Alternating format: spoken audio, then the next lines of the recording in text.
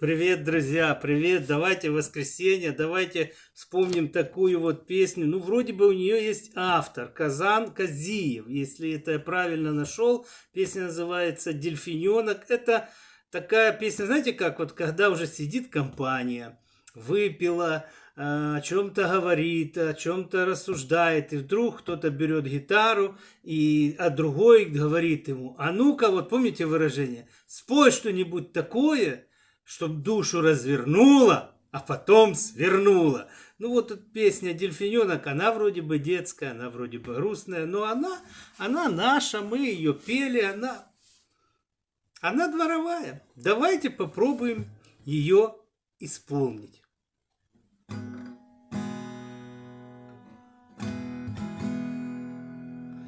В океане средь могучих волн, где дельфины нежатся с пеленок,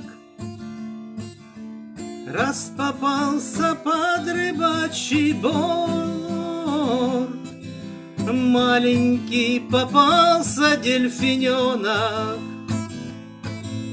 весь изрезан кормовым винтом, оставляя след багрово-алый. Все быстрее приближалось дно, а дельфин все звал: ну где ты, мама? Все быстрее приближалось дно, а дельфин все звал: ну где ты, мама? Мать, услышав дельфиненка зов,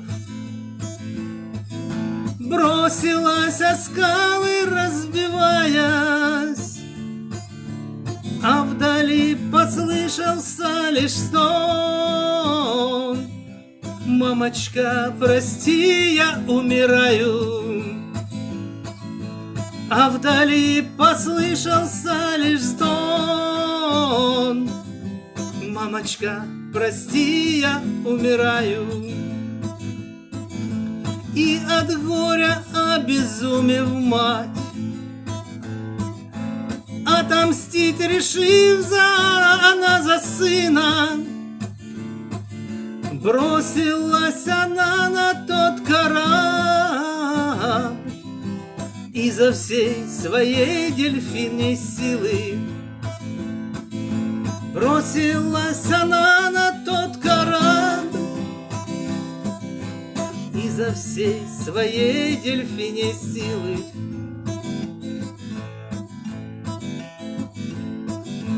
Ничего она уже не слышит, ничего она не понимает, только в памяти все тише, тише: мамочка, прощай, я умираю. Только в памяти все тише, тише: мамочка, прощай, я умираю. В океане средь могучих волн,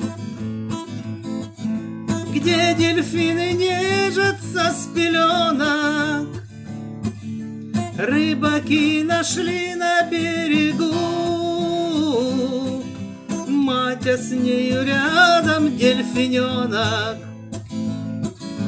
Рыбаки нашли на берегу мать, а с нею рядом дельфиненок. Ну вот такая песня. Ну, такие песенки тоже нужны. Да, это, я же говорю, компания, костер, 100 грамм, настроение и так далее, и так далее. Чуть-чуть там меня сбился в одном месте. Ну, лет 30 не пел, наверное, друзья, извините.